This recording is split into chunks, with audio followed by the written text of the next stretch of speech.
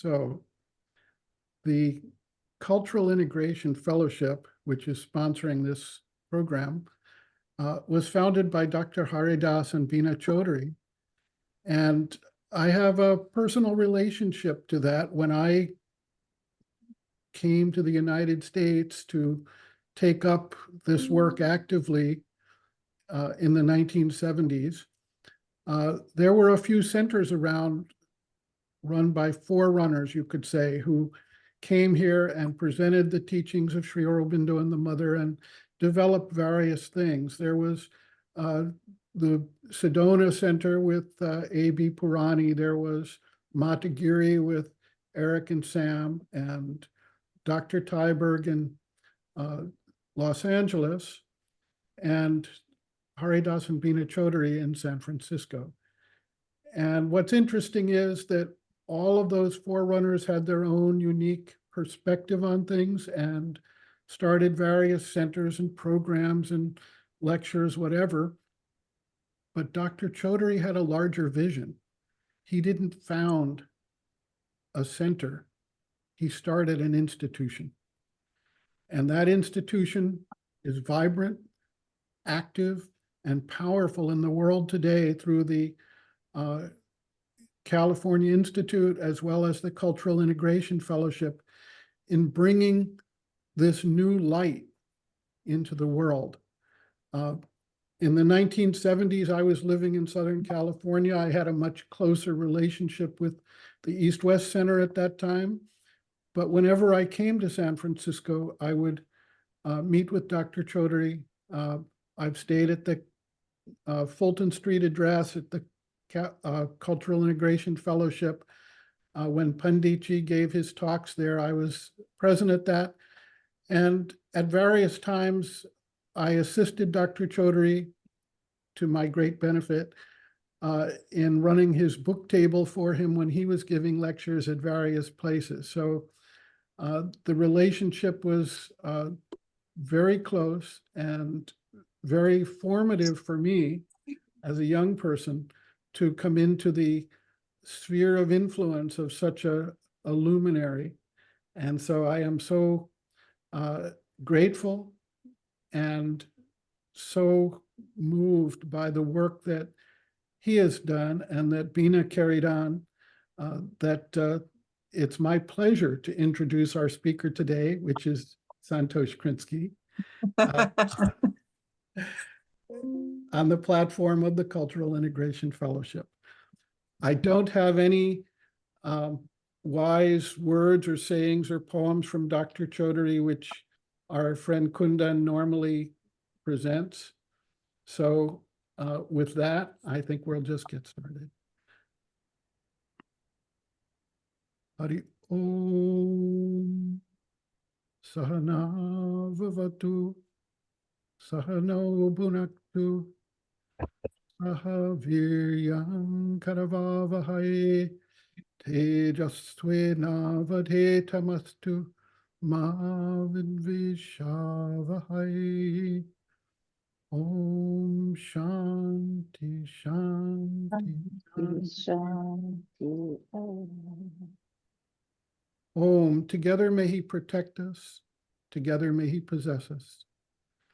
Together may we make unto us strength and virility. May our study be full to us of light and power. May we never hate.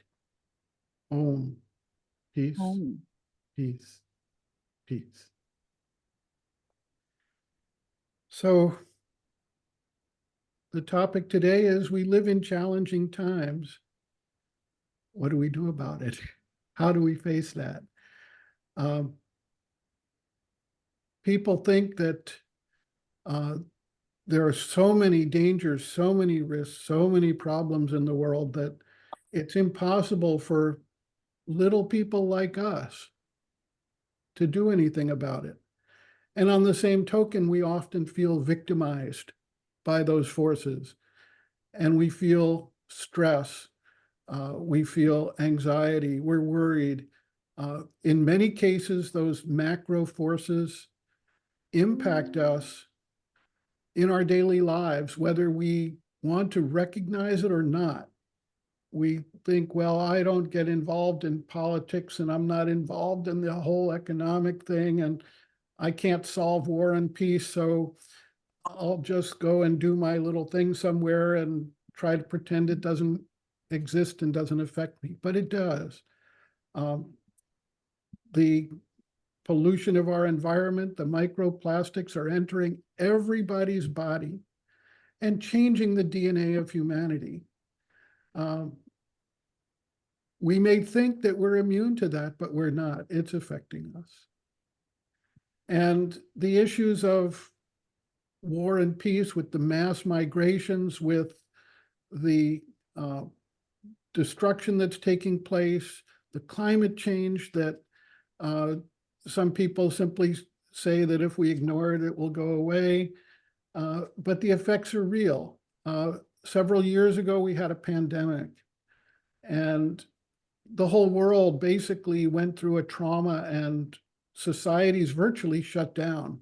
And every person on the planet was essentially affected by it.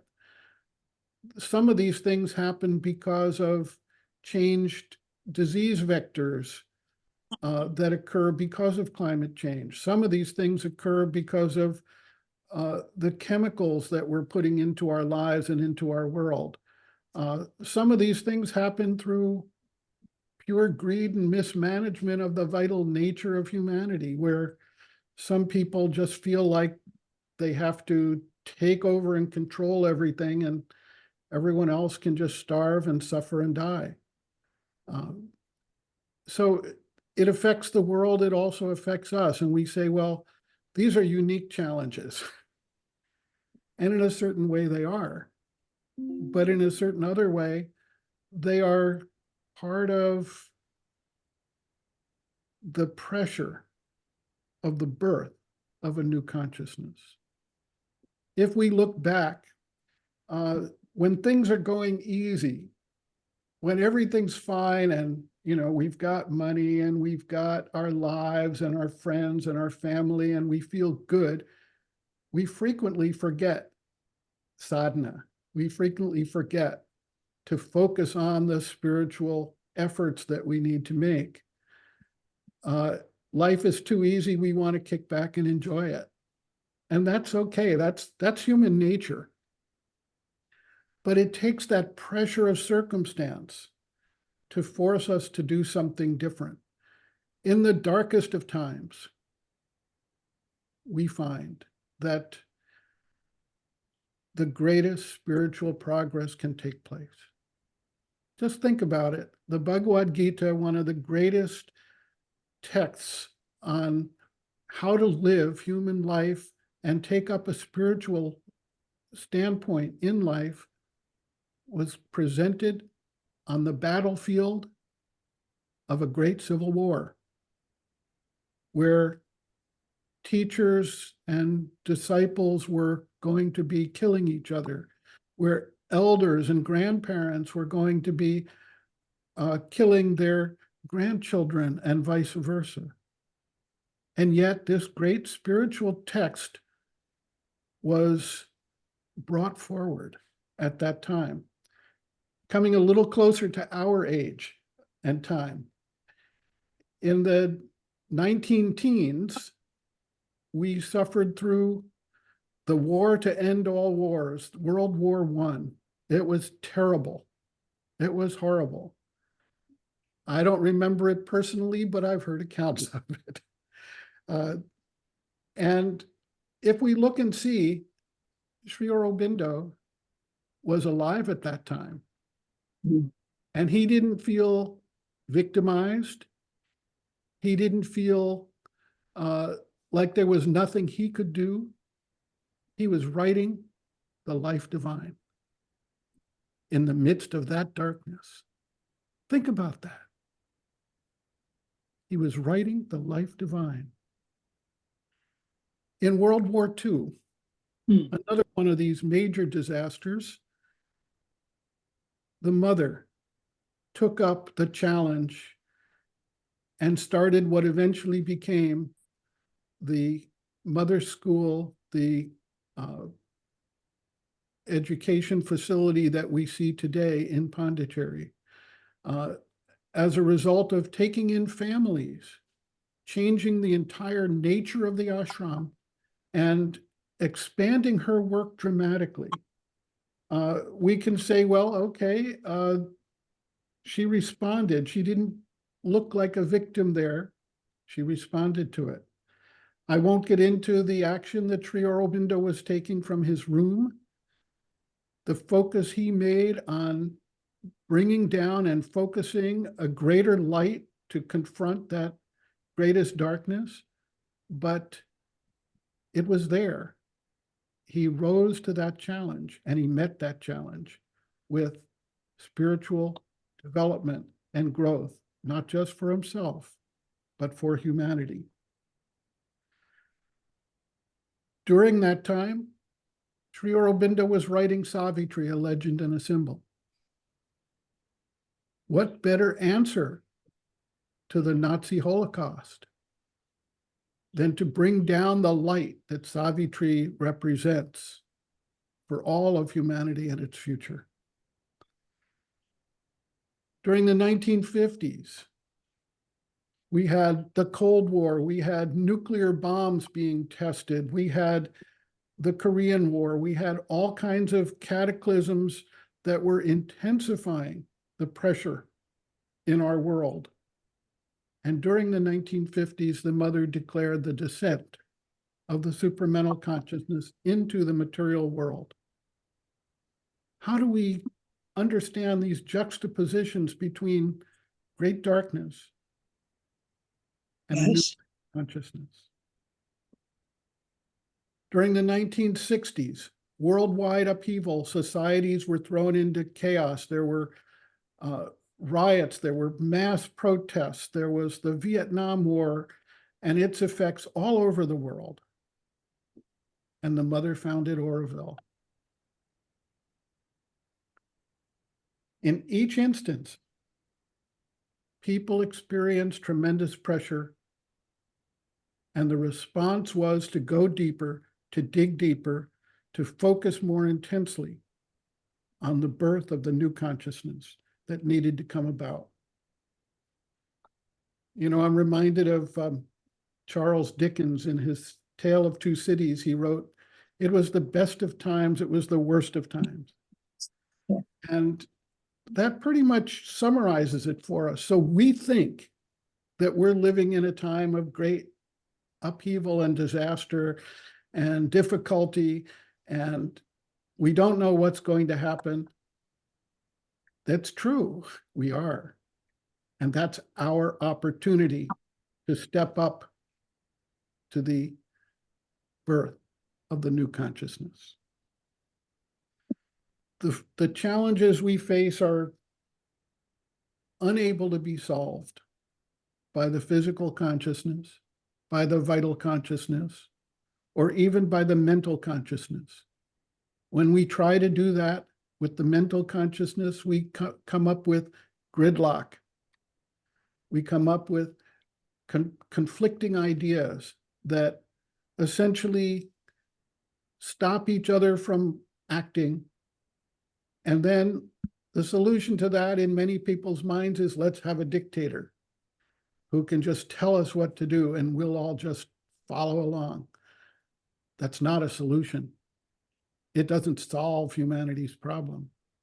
It simply creates another mental opportunity for unintended consequences and failures. So at the same time, if we look around the world, we see particularly young people yearning for something new, something different, for a new consciousness, for a spiritual realization. They abandon the traditional churches and they take up spiritual practices, whether it's yoga or Zen or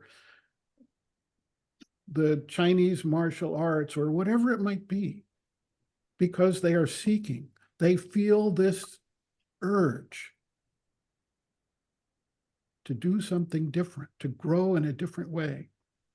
And this aspiration leads to what Sri Aurobindo called the adventure of consciousness. however people take it up, in whatever method or practice or option they choose, they are exploring consciousness. And they're doing it because they can't do otherwise. They feel that pressure. The mother called for people of goodwill, whoever they are, not devotees of Sri Aurobindo and the mother necessarily, but people of goodwill. She said, the world is preparing for a big change. Will you help? What is that change? Is it a new economic system? Is it a new political system? Is it a new way of creating technology that's going to magically solve our problems? No, it's none of those things. It's the birth of a new consciousness that is based in what Sri Aurobindo called the supramental, essentially meaning it is the consciousness at the next stage above the mind. And this process is part of the evolution of nature. We see life evolving out of matter. We see mind evolving out of life. And we see the supramental evolving out of mind. And this is the natural progression. The issue or the problem, if you will, is that the pressures we're under are existential pressures. They're pressures that lead us into what we currently see as the sixth planetary die-off in the world. It's an enormous, fast, changing, powerful, destructive force that can destroy humanity. And we can't wait for the long march of evolution to accomplish this. Sri Aurobindo and the mother recognized that, and they said that through conscious participation, through yoga, through the individual focus, we can speed up within ourselves the natural, slow evolutionary process. And therefore, to meet the challenge of the times, we are all called upon to help, to practice the yoga, to integrate this spiritual principle so deeply embedded in our lives that it radiates out from us. We've all heard of the 100th monkey phenomenon, where a monkey was washing his fruit and another monkey took it up and another one in the same group. And then at a certain point, enough monkeys were doing it in that group that the whole world's monkeys started washing their fruit. Now, whether this is factual or some kind of urban legend, it doesn't really matter, because the principle is the same. We live in one unified sphere of consciousness. And the more people that take up this practice, the more people who actually try to live according to the force that is descending, a supramental force, who try to understand the principles of harmony, the principles of collaboration, the principles of oneness, and who try to live according to that, the more chance we have of creating a shield for the world from these destructive forces.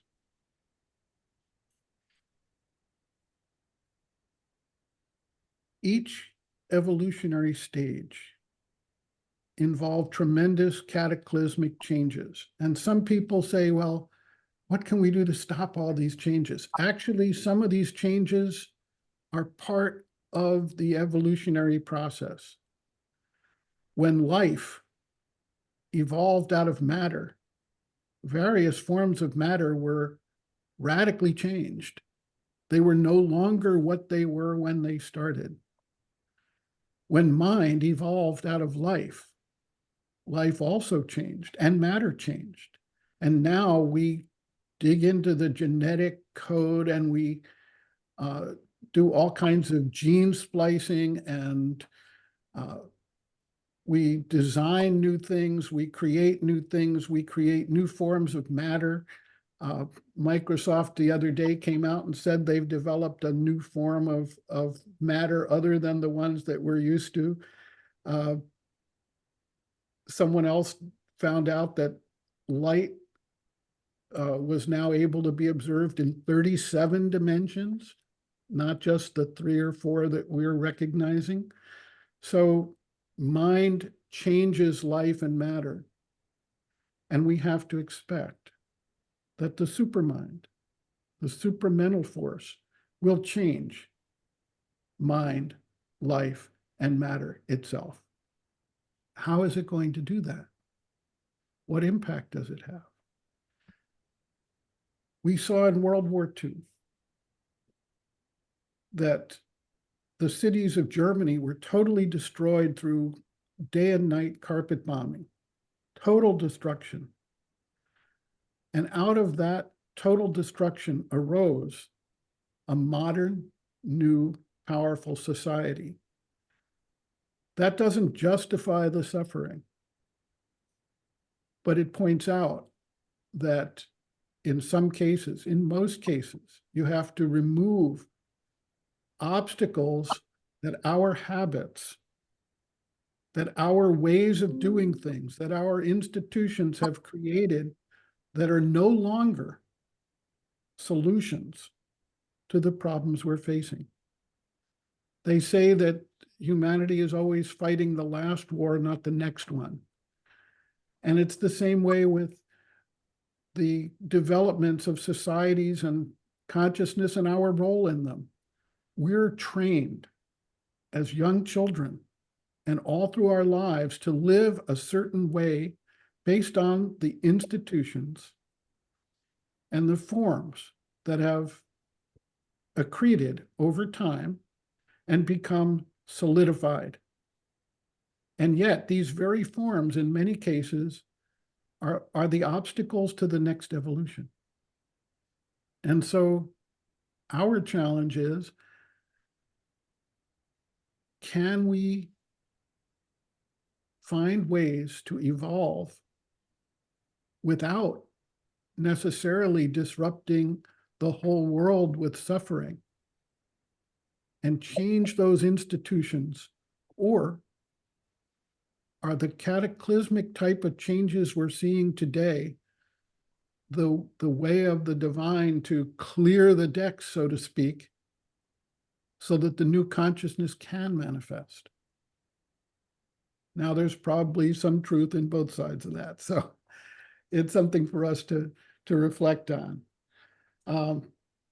Not all destruction is bad. If it is taking away things that are hindering the next step, it needs to be done. Now, to give sort of a gruesome example, in the 1700s in France, they had a king and they had aristocrats who controlled everything, and the people were starving. They were totally destitute. They had no political power. They had no economic power. And the aristocrats lived a life of ease and joy with endless amounts of money they could spend on frivolous things. And eventually, the people became so aggrieved with their own poverty and destitution and suffering that they undertook what we know of as the French Revolution. And they employed a destructive technique called Madame la Guillotine to ensure that those aristocrats could not retake and regain that power over them. Now, I'm not a revolutionary in the sense of lopping off people's heads, but I use that as an example of what happens to forward change in the world. Now, we can see, and we can even argue that the people who took over after the king and the aristocrats were gone had their own problems. In fact, they reproduced a lot of the abuses at their level that the former king and aristocrats had because they grew up in that system. They didn't evolve beyond the system. They simply replaced the rulers of the system. And so that was not a solution. We see today in the world retrogressive forces, forces that say, we want to go back to the way it was 50 years ago or 100 years ago. That was such a better time. Well, what they're really saying is that change has moved so quickly in our society that, that they cannot address it or adapt to it. They have a conservative mindset, habituated and acculturated in a particular way of seeing and doing things. And the fact that life in the 1920s and life today are so different that people born in the 1920s who are still alive find it virtually impossible to recognize the world and deal with it. They feel lost. They feel like, what is going on? Everything is moving so quickly. We've got rocket ships. We go to the moon. We've got atomic weapons and we've got threats. We've got genetic engineering. We've got pandemics. What's going on here? We've got technology we can't understand. We've got AI that is able to outthink most of us. So, of course, people who grew up in that cultural background, in that societal background, in that economic and political background, find it impossible. It's like, well, back in those days, we didn't have Black people running things. We didn't have women out there making themselves known in the society. We didn't have all those things. These are just terrible things these people think. They're not terrible things. They're progress of humanity recognizing our inherent oneness and the oneness of our mental, vital, and physical capabilities, regardless of the physical form that we happen to take. But that resistance creates a lot of problems. And the reason it creates problems is that essentially, these are the people with the power. They've got the government in their hands. They make the laws. They enforce the laws. They've got policing power. They've got economic power. And those who have used that and developed and implemented these new technologies have tremendous powers of control over all of the workings of society. And so they think the solution to all this is to suppress all these progressive things that are going on and create a new aristocracy and a new dictatorship. And they think that by doing that, the world will be a better place 100 years ago in today's world. It isn't going to happen. It's not the movement and trend of history. So the mother says, the world is preparing for a big change. We recognize that. We see the change. We see the opposition to the change. And so the question then is, what can we do? And the first thing is sincerity in the practice of the yoga within ourselves. And the second thing is radiating that into whatever spheres of society you're in. In a time of great darkness, we need to spread light. In a time of ignorance, we need to bring forth knowledge. In a time of ugliness, we need to manifest beauty. In a time of disharmony, we need to manifest harmony. In a time of hatred, we need to express love.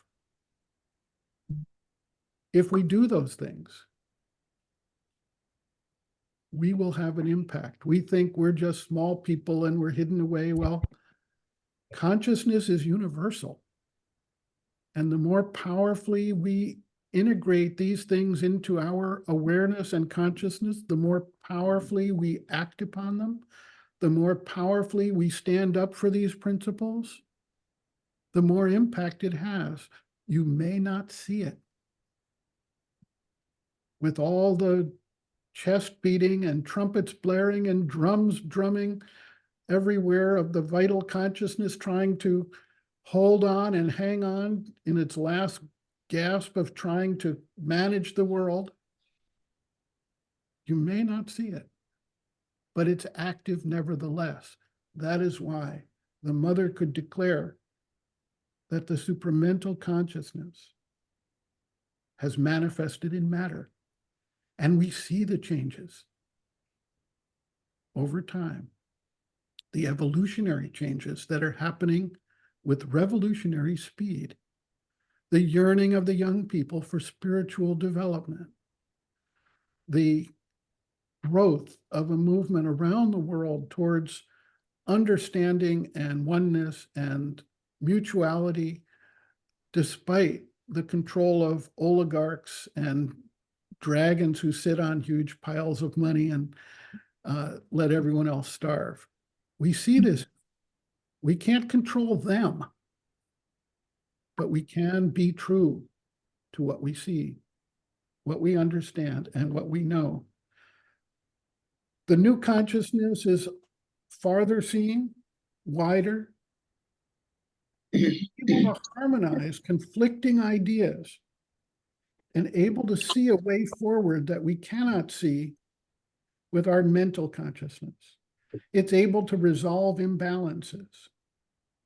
And so if we align ourselves with that, if we begin to try to widen our perspective, become more inclusive, look at the habits that are ingrained within ourselves that maybe just breed these instant reactions.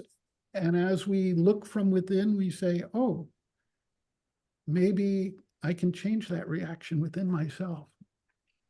And who knows, you or I or some other person we don't yet know becomes that 100th monkey who flips the script on consciousness on the planet. We see the catastrophic forces. I look at it as the birth pangs of the new consciousness. Any woman who has undergone birth of a child knows what I'm talking about, the birth pangs. I know it sort of vicariously because I was there when my wife gave birth to her 2 children. And it was pretty intense. It was very intense. They say that the pain threshold that women undergo in childbirth is greater than the pain threshold of virtually any other pain that we undergo. And yet they do this and bring forth new life and new hope. Swami Vivekananda tells us, be fearless. The mother asks us to collaborate in the changes, side with the future. If it seems impossible, if the existential threat seems bigger It's because the opportunity is bigger. So what can we do? We need to not surrender to the darkness. We need to not give up hope. Sri Aurobindo and the mother confronted the forces, and they brought light, and they brought harmony. And they've told us the way forward. The mother set the stark truth before us. We have an existential choice. She said, truth or the abyss. And that's our challenge. So thank you. Let's open it up for discussion and questions.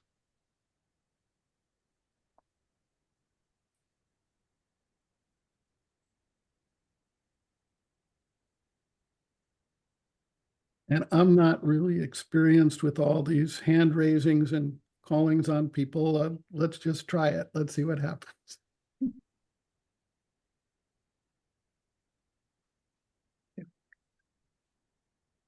Good morning. Thank you so much for the overview. Two things came up that I thought might be helpful for references for future thought, and that is some of us are familiar with the human cycle. And for me, I just say a lot of what you have expressed, the dilemma of the everyday response versus the opening to the descent. What I think Sri Aurobindo, first of all, many of us didn't know. We know the spiritual side of Sri Aurobindo, we know the poetic side. We don't necessarily know his genius with understanding the movements of civilization, especially political. So for me, it just gives you that long view so that you can see forces, like you were saying, when just in our time, but in a longer period of forces coming together, what creates that tipping point? So it helped me, let's say, context. It really helped. And I'm just putting that out to the group. And the last thing that you were quoting a lot about from the mother in her view of what's happening and how to prepare or how to do your practice. In the mother's vision, there's actually a passage about how to deal with catastrophe, which mirrors a lot of what you've said today. That and she says, she uses it specifically and says Sri Aurobindo did this during World War II. So what I'm trying to say is that you have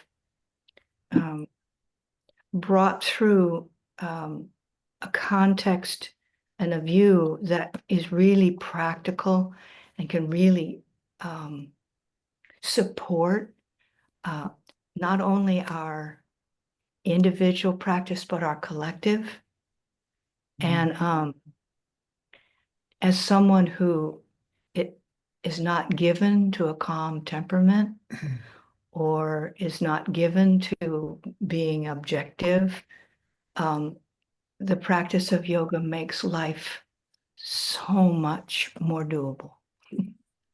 And you know, that's very true. That the human cycle is powerful in its understanding and widening of our view of the movements of civilization. Actually, in tomorrow's blog post, which I was writing this morning, or maybe this morning's blog post, I sometimes lose track of time. There's a passage from the mother in there, and she's talking about, does the best always happen? Right. Okay, is everything that happens for the best? And what she says is very interesting. After the fact, what happened is what had to happen. But at the time of the event, It doesn't seem like. Depending on your standpoint and state of consciousness, you can impact that. And in the blog post, I pointed out that in quantum physics, they say that the observer changes the result. Right. And so if you look at yourself as a participant or observer, and you see that the event coming, you can change that. And so the mother was more or less describing in human and yoga terms what we see the scientists describing in quantum physics. And that is that you can change the event by your state of consciousness.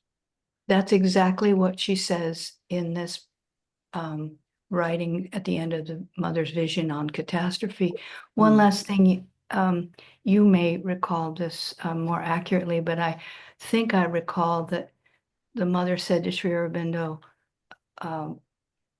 was kind of complaining, why did it happen this way? And Sri Aurobindo said it was the best the grace could do in the circumstances.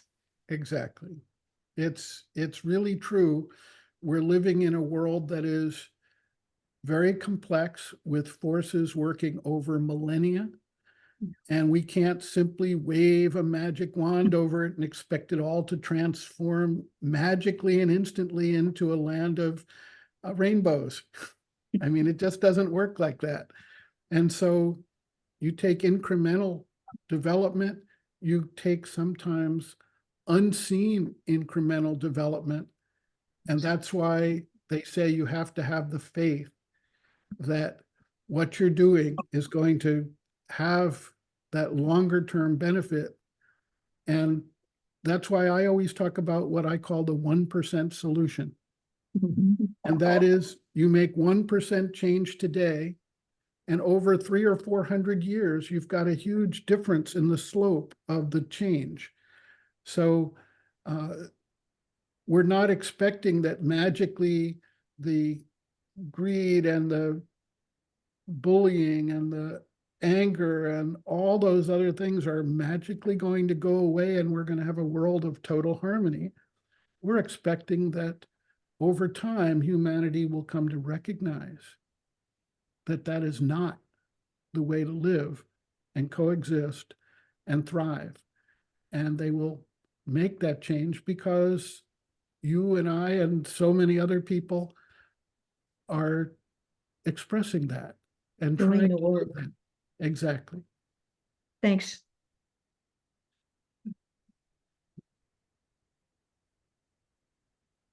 Thanks, Santosh, for the whole framing. I very much agree with all of your analysis or presentation. A couple of different things came up. You know, one of them, maybe we'll come to this if there's more time, but I'd like to hear more from you later about what you said about mind changing life and matter.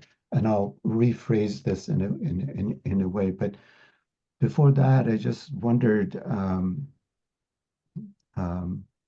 yeah, what Margaret was just saying. I think part of this is also the fact that what we call good or bad is not that simple.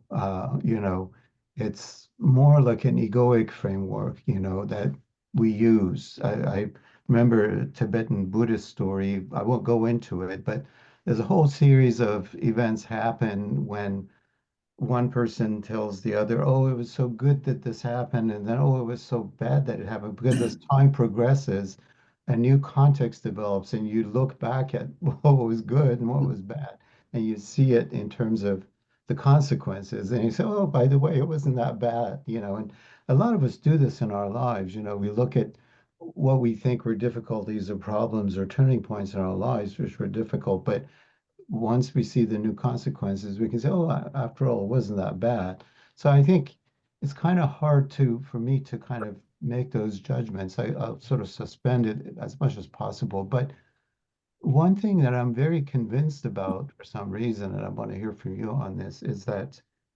um, I want to hold on to my own little version of truth consciousness as much as possible in looking at all these things.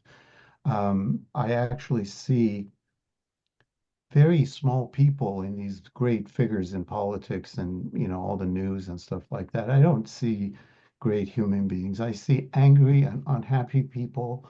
I they have the reins, they have the power, but I feel no jealousy whatsoever for their condition and their state of mind. The only thing I'm concerned about is the harm that they do to others, and um, so is there any use in, you know, um, by the way, I should also add that I also see what's going on right now as a new manifestation of the Prince of Falsehood. I think I see every sign of that. I won't go into that, but do you think there's any chance in our little yoga to do some opposition to these forces by sort of maybe holding on to truth consciousness to begin with, because much of the world is in such delusion about what they're seeing that seems to me that holding up the truth, even in your own mind, is a great exercise, because we might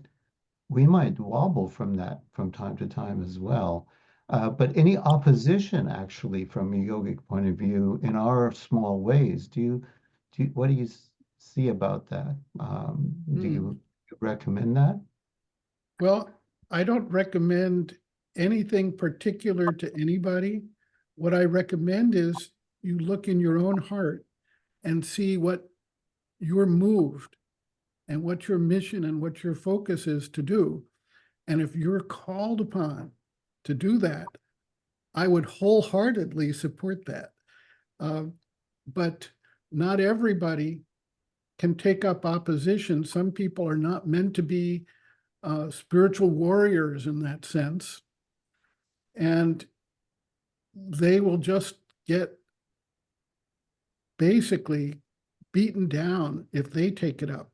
Others have a stronger vital capability of withstanding that, and they can take that up. But Yeah. if you're not prepared for it, don't go there. Do something in a field where you are prepared. If you're an artist, do art.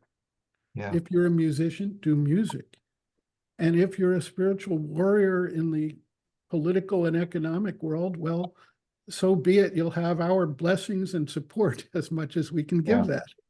that. Yeah. That's exactly my concern, But I'll wait for my second question because I see Roger raising his hand. I'll come back if there's time. Okay. Thank you, Roger. Santosh. Hi, this is I really appreciated this conversation, and it's been up for me a lot. There's so much doom and gloom out there amongst people I know, people I don't know out there in the internet. A lot of doom and gloom. People have very dreary responses to all this, and I've been responding without getting deeply philosophical. I mean, even the 12-step program has bottoming out. You have to bottom out before you can transform. Dark night of the soul. We these concepts have been with us all along, and sometimes it's just a slight change in perspective. We talked about those polarities before: disharmony to harmony, and hate to love. And I was thinking how sometimes the opposite of love is not hate, it's fear. And and sometimes just a little change in perspective could have such a big impact. I saw something on the internet this morning.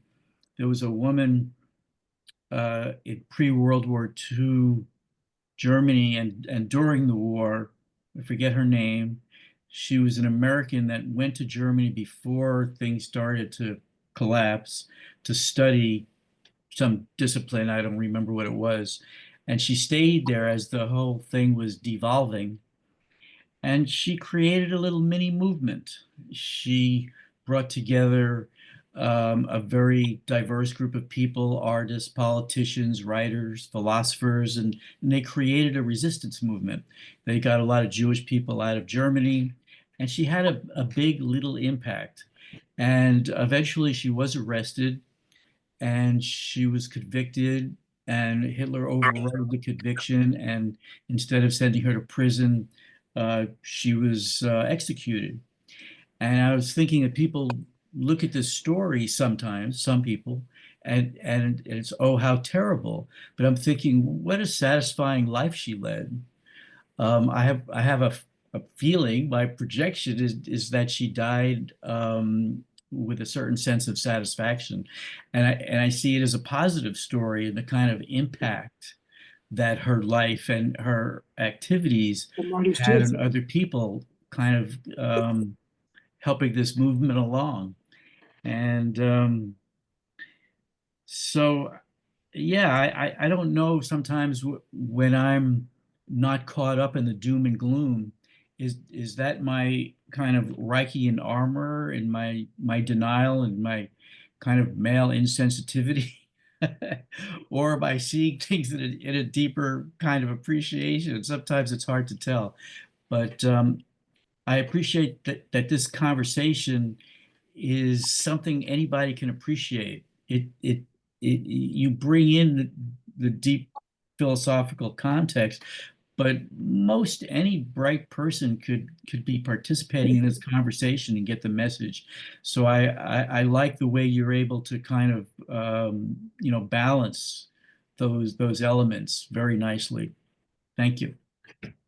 Well, thank you. That was actually a very motivational story you told, and I'm very much in favor of people doing what they see they can do. I said somewhere recently, there's some people who are called to feed the hungry. Well, please do that. There are others who are called to clean up the environment. Some are called to fight against big oil, whatever it might be. If that's your mission, please carry it out. Do it with goodwill. Don't do it with falling into the energy that you're fighting. Don't become that. Because if you become that, then just like in the French Revolution, you're just trading one set of oppression for another. But actually do it without hatred. As Sri Krishna told to Arjuna, your job is to kill all of these relatives and respected elders and teachers, etc. But don't do it with hatred. Do it with respect, goodwill, and love, and understanding that your job is to help clear the field of retrogressive forces. And that he was the spiritual warrior of his day, and he carried that out.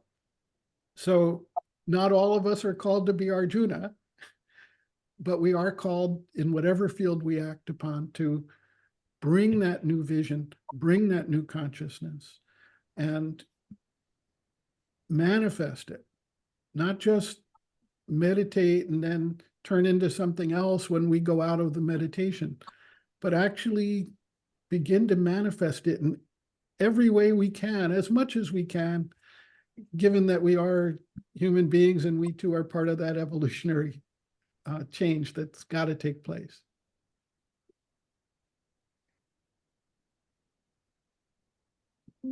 I see Ted has his hand up. I do. All right. Do you hear me? Do you hear me okay? Oh, you're great. Okay. This laptop sometimes works. If you lose the sound, let me know. I just reboot it and it'll work fine. I really enjoyed this talk. You can't imagine how much I enjoyed this talk. I miss Haridas Chaudhuri. I miss the ashram, all the things that I used to experience, particularly the wonderful Indian lunches after the program. So what I'd like to do is just, the reason I enjoyed this so much is it's such a refreshing view. I'm running a homeless shelter, so I'm in an environment that is extremely challenging. And this is really a breath of fresh air. I thank you so much. I just thought I'd like to go over quickly. To me, the universe is working just fine. We're about 4.5 billion years into it. The universe is about 15.5 billion years old. Everything that we look up and see probably is totally different now. It's taken a long time for light to reach us. So whatever the universe is totally is obviously something quite different than what we assume it is now. The planet Earth has experienced 3 total catastrophes where nearly all life was destroyed. And in 15 to 16 billion years, 15 to 16 million years, it came back even better. So what you've noticed is that in catastrophe, the catastrophe has some purpose because everything in the universe is working as it should. I really firmly believe that. When we get up in the morning, we're a visitor in a body that's working as well as it was the day before. And if we went through deep sleep, then we wake up, we're still what we were. We still have that experience of being, which is the essence. So my take at the moment is that I feel very privileged because I may witness in my lifetime whether or not the human species is going to survive. I'm not sure, there's nothing I can bet on this one. But if the human species does destroy its planet and itself, I'm very, very sure that in 15 to 16 million years, it'll be much better. So that's what I tell my friends. Don't despair. Things look really bad right now, but in the big picture, it's really just fine. Well, that's a great perspective. And let me say, I thank you for your efforts of running a homeless shelter. The issue of homelessness is a serious one that affects everybody. And it's a human created issue. I can tell you the fundamental cause of all the homeless people that I've encountered. We shelter 20 and we have over 90, that we service. We have service from 6 days a week, and we do free Sunday dinners and a lot of things. We have showers and bathrooms and laundry, you name it. But every single individual that I have spent time with has what we call ACE. That's adverse childhood experiences. They can be 40, 50, 60 years old. You sit in a car with them for 45 minutes on the way to an appointment, and the first thing they will talk about is how horrible their childhood was. Yes, these are human-caused issues, and it's good that people are taking that seriously and working with those who have these issues and who, as a result, experience tremendous physical and vital and mental suffering. So thank you.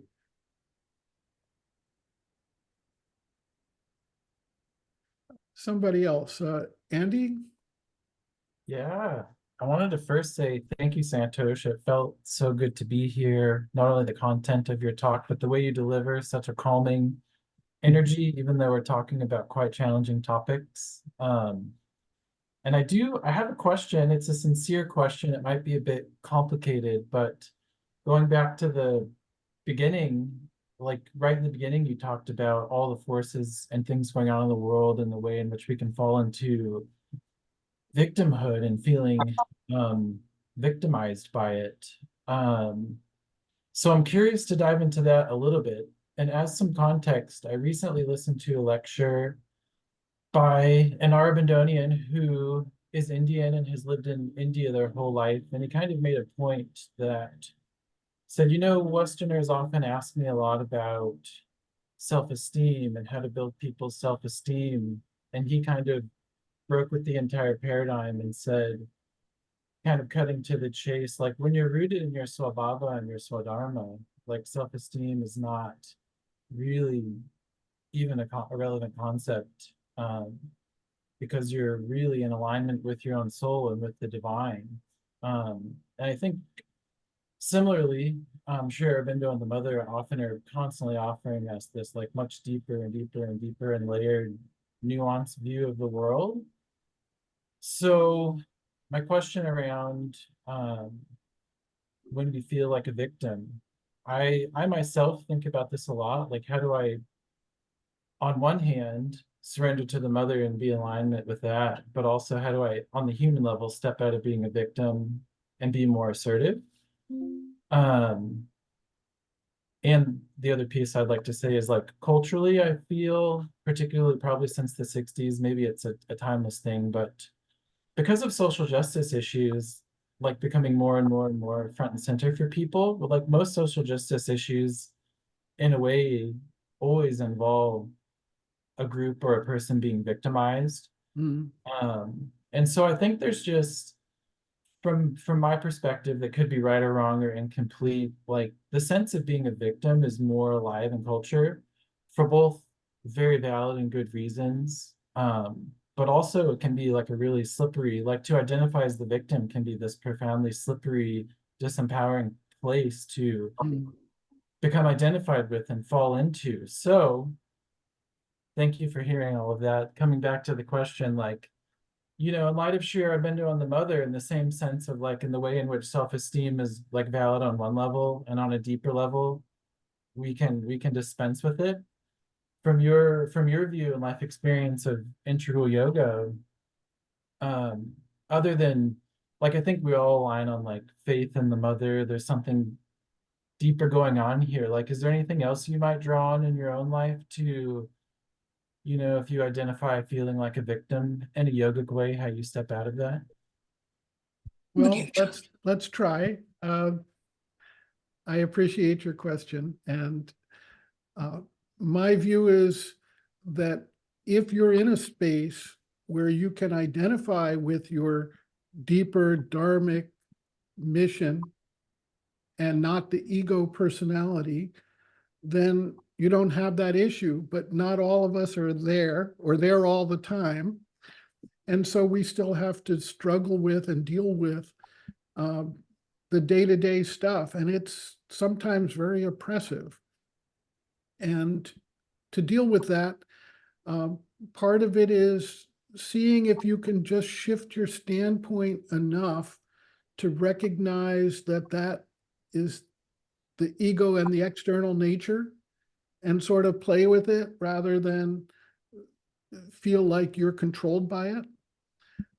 That may help sort of the separation of the witness consciousness from the active nature. And the other thing is that if you're called upon to address this, I look at social justice issues not as being more prevalent now, but if you look at the history of humanity, there's always been all kinds of oppression in most societies.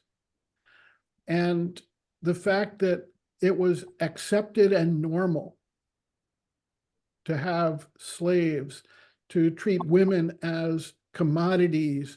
I mean, you can go back into some of the scriptures of some of the religions, and it's like these are just normal things.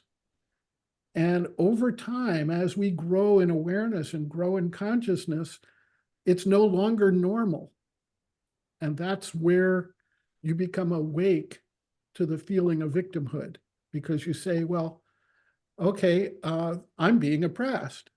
That's great. That's the first step of awareness, to say that this isn't the way it needs to be. This isn't the oneness and the harmony that we're working towards. And therefore, it motivates you to action, to be what you want to see in the world, to step away from your victimhood, take that as a challenge, and work to create a place where nobody needs to feel like a victim. And that's going to take possibly more than your lifetime or my lifetime, but you can see it changing radically in front of us. And you can see the reaction to that in today's society around the world where people who are used to the old ways of looking at things, the patriarchic and the controlling ways of looking at things, are aghast, and they want to do everything they can to beat this down. But they can't succeed at it, because once people wake up and realize that the system, the habits of society, the habits of humanity are based on a wrong premise, you can't put that toothpaste back into the tube.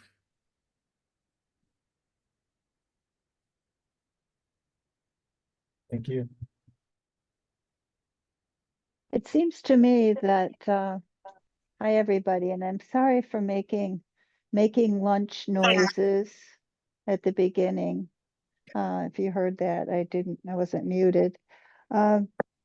Seems to me, given know thyself, that, as Roger mentioned, powerlessness and helplessness, which are, part of the victimhood experience, and we're all, I don't know, I speak for myself, feeling victimized by the current regime that's coming in like a blitzkrieg. But there you have a feeling that isn't readily delighted in, let's put it that way, in our culture.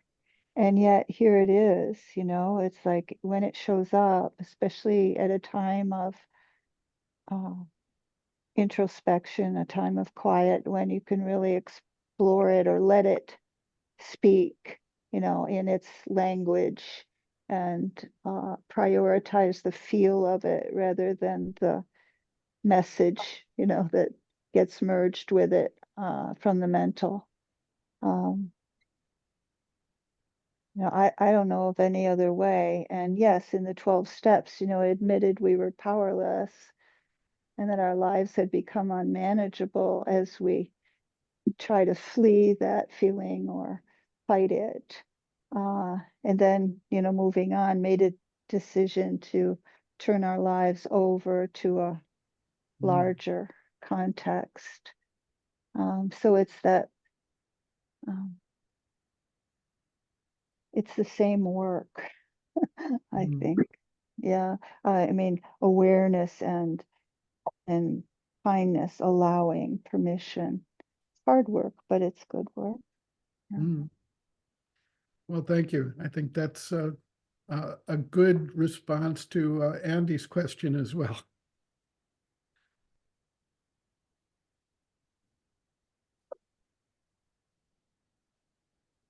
Well, I see we're getting close to time here. If there are any other people who want to chime in here, please do so. And then if not, then we can wrap it up for today. And ahead of that, I want to thank everybody for your efforts and your the shining light that you bring here into our collective gathering, our satsang together. And I very much appreciate that. Thank you so much. Thank you. Thank you, so much. Santosh. Thanks, everyone. Great to see everyone and feel the force working within us. Mhm. Bye, woman. Okay. Bye-bye. Bye. Bye, everybody. I try to find my way.